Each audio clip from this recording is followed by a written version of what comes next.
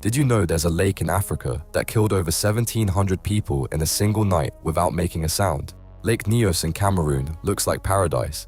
Crystal clear water surrounded by green hills.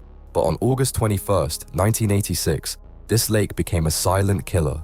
At 9:30 that evening, the lake burped. A massive bubble of carbon dioxide erupted from the depths, creating a deadly cloud that rolled through the valleys like invisible death. The gas was heavier than air, so it hugged the ground as it moved.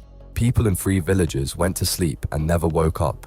No screaming, no struggle, no warning. The next morning, rescue teams found bodies everywhere.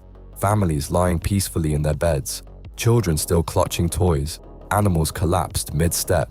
The lake's surface had dropped by 3 feet overnight. Scientists discovered that carbon dioxide had been building up in the lake's depths for decades, like a massive underwater time bomb. The terrifying truth? It's still happening. Lake Nyos continues collecting deadly gas, and experts warn it could burp again at any moment.